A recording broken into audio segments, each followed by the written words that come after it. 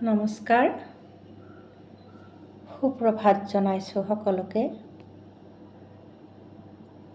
কৰ্ণাটকৰ মহীশূৰৰ পৰা অসমীয়া ভাষা সাহিত্য চৰ্চাৰ মঞ্চ পোহৰ জোনাকীলৈ মই অৰুন্ধতী শৰ্মাই গুৱাহাটীৰ পৰা শুভকামনা জনাইছোঁ। আপোনালোক সকলোকে প্ৰভাতী সম্ভাষণ জনাই মই এটি স্বৰচিত কবিতা পাঠ কৰিবলৈ ওলাইছোঁ।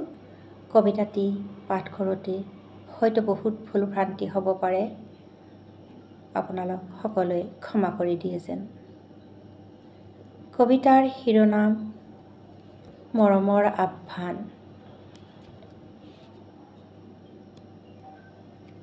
তোমাৰ সুকোমল দুখনি হাতৰ স্পৰ্শত মোৰ হৃদয়ত মৰম নামৰ বতাহজাকে কুৰুকি কুৰুকি সোমায়। তোমাৰ কোমল ওঁঠজুৰিয়ে বোৱাই দিয়ে মাতৃত্বৰ মমতা।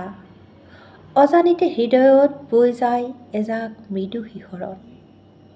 তোমাৰ ওঠত আৱেগঘনা মৰমেৰে অধৰামৃত বোৱাই দিওঁ প্ৰতিদিন। সময় বাগৰে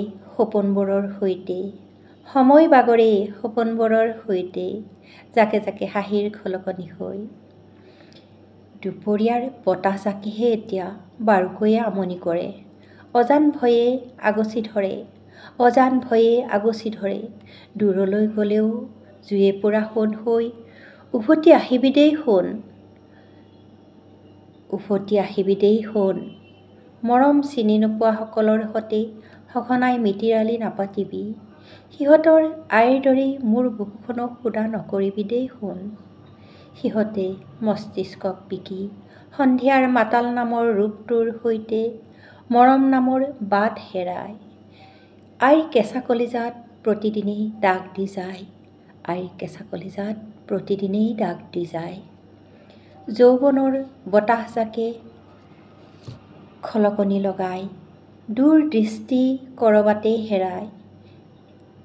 এসাগৰ চকুলৰি আইৰো মৰমৰ সপোন হেৰায়।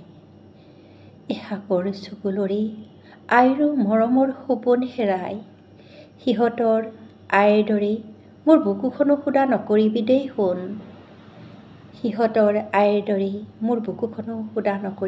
সোণ। আইৰ উমাল কোলাখন উমালকৈয়ে ৰাখিবি। দূৰ দৃষ্টিৰে সপোন সিঁচিবি। পাৰ যদি সিহঁতকো আপোন বাটেৰে উভতাই আনিবি।